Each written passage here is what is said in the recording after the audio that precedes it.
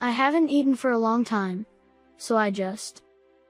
My 7-year-old grandson stole a 10-cent gum from the candy shop I run. Hearing the unbelievable reason for his actions, I was so shocked that I froze. I'm sorry.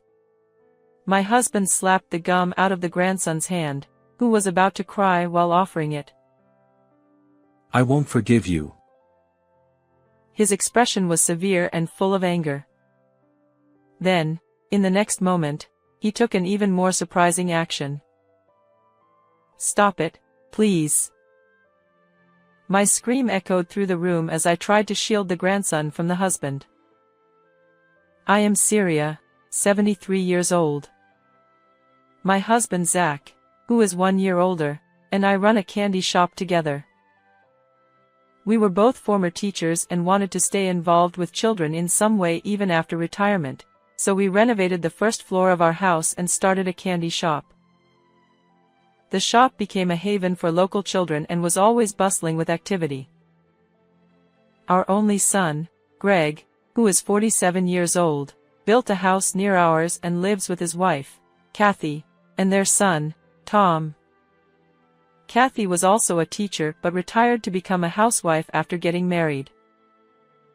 Our son, who works in sales at a large company, always seemed busy, often leaving household matters to his wife. Kathy had a straightforward personality, and the words she said to me soon after their marriage were shocking. I'm afraid of being bullied by my mother-in-law, so I have no intention of associating with you outside of major family events. Unlike me, who was stunned by her unexpected statement, she showed no sign of remorse. At that moment, I felt uneasy about their married life. As Kathy rarely showed her face as she had declared, our son often brought the grandson to our house. Look, Tom, come here. This candy is delicious. Try it. Oh no, no. Kathy has forbidden it. What? Why? She said candy is bad for the body and never to let Tom eat it. This happened when our grandson reached the age to enjoy candy. Even though I thought it would be good for him, I was unexpectedly refused. She seemed to manage the grandson's life and education with strict control. Knowing her serious and inflexible nature, I couldn't say anything. When Tom turned 5, Kathy became even more determined to prepare him for elementary school entrance exams, increasing her strictness. I don't think it's necessary to force him to take the exam, but if I say anything, it comes back 100-fold. Greg couldn't stand up to his wife and was completely under her thumb. I worry about Tom being so tightly controlled at such a young age. Despite my worries, our grandson was always cheerful and excited about the candy in our shop when he visited. Although our son initially hesitated to give him candy, he eventually started sneaking it to him. He seemed to think that a little enjoyment wouldn't hurt. I love this 10-cent gum. I want to eat 100 of them. You really love that, don't you? Actually, I loved it when I was a kid too. Greg began teaching his son how to make bubble gum, and they looked so happy together. If Tom is this happy, it was worth continuing the candy shop. Warm moments flowed that day. However, a few days later, Kathy stormed into our house with a furious expression. What have you done? You let Tom eat candy without my permission? She ranted as if a fuse had been lit. I manage everything Tom eats. I can't believe you let him eat such unhealthy stuff. Kathy, calm down. I apologize for giving him candy without telling you, but the candy here isn't unhealthy. Despite my words, she was too agitated to listen. Why would former teachers lower themselves to run a tiny candy shop? Don't you feel embarrassed? My husband's face darkened upon hearing her words. Wait a minute, Are you insulting us for running a candy shop? Despite Zach's angry glare, she acted as if nothing was wrong. Selling items worth only a few cents for a meager profit. It's just a hobby for the elderly. She sneered, completely looking down on us. The shop is about making children smile, not profit. Though anger bubbled inside me, I held it back for Greg and Tom's sake. Tom didn't get into his first choice school for the elementary entrance exam, but he got into the second choice. Grandpa, Grandma, I passed. Congratulations, Tom. You worked so hard. While we were happy, Kathy looked displeased. Greg continued to bring the grandson over occasionally, but he was transferred for work and decided to move alone, considering Tom's schooling. After that, Kathy never came to our house, and we couldn't see our grandson anymore. I'm worried about Tom being alone with strict Kathy. Greg's new job was far away and kept him busy, making it hard for him to visit, increasing my worries. As summer vacation began and the shop filled with children, my husband and I worried about Tom. I wonder if he's okay. Greg said there's nothing to worry about. Even though Zach said that, my anxiety remained. One day, around lunchtime, the shop was empty, so I asked my husband to mind the store while I prepared lunch inside. Suddenly, I heard my husband's sharp voice from the shop. Tom, what did you do? Hearing our grandson's name, I rushed to the shop. There, I found Tom looking down, about to cry, and Zach staring at him sternly. What happened? Without answering, my husband stared at our grandson. Tell us what you did. With a furrowed brow, Zach raised his voice, causing Tom to flinch. Shaking, he slowly opened his tightly clenched hand to reveal his favorite 10-cent gum. I haven't eaten for a long time, and I was so hungry. Tom, pale and small, wouldn't meet our eyes. Incredibly, our grandson had tried to steal gum. The shock left me paralyzed. I don't believe you would do such a thing without reason. Can you tell us what happened? Hearing my words, tears welled up in his eyes, and he began to cry. I gently patted his back to calm him. Then, he revealed something even more shocking. Mom always makes me do 4th grade problems, but I'm only in 1st grade, so I can't. When I can't, she gets mad and won't let me eat. That's terrible. You can't solve problems for older kids. How can you eat then? He survived by eating school lunches, but with summer vacation, he hadn't eaten in 4 days. Mom always tells me to study and leaves. So I go to the park and drink lots of water to feel full. Unbelievably, Kathy locked the fridge to prevent him from getting food. Even worse, it seemed she turned off the water main, as there was no water available. In this heat, that's dangerous. Hearing this, my anger towards Kathy intensified. Grandpa, I'm sorry for stealing. After finishing his story, Tom tried to return the gum. I won't forgive this. Zach, with bloodshot eyes and a red face, slapped the gum from Tom's hand. Then he raised his hand towards Tom's head. Stop. To protect Tom, I instinctively raised my voice. I thought he would harm our grandson, but he didn't. First, let's have a good meal. You can have the gum afterward.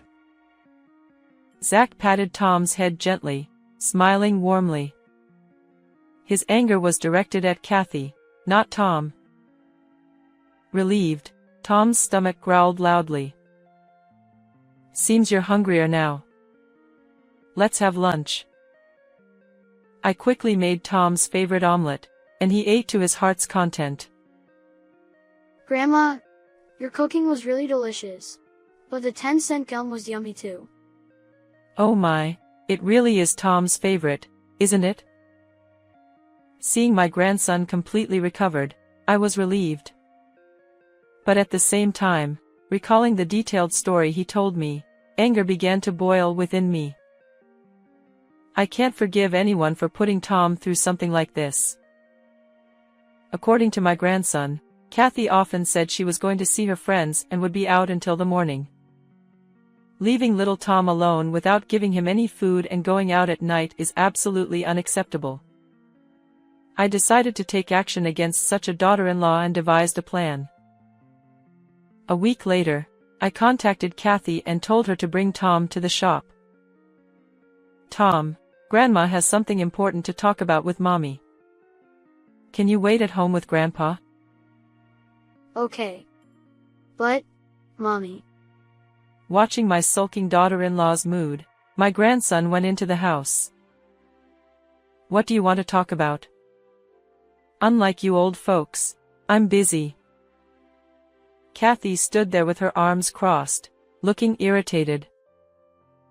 I heard that you've been imposing unreasonable demands on Tom and denying him food when he can't meet them. There's no way his grades will improve with such methods. The moment I denied her way of doing things, her expression changed drastically. Tom couldn't get into his first-choice elementary school, so I'm making him study hard for his middle school exams. I'm just being a bit strict. Don't act like you know everything just because you used to be a teacher. Her face was frightening, with veins popping out on her temples as she glared sharply at me. And I'm making sure he eats properly. Tom's lying. A bit strict? You're going way too far. Holding back my urge to shout, I thrust my phone in front of her. On it, Kathy was seen scolding Tom for not solving problems, laughing that he wouldn't get any food, and locking the fridge before going out. What is this? Kathy was momentarily stunned but then started yelling back in anger.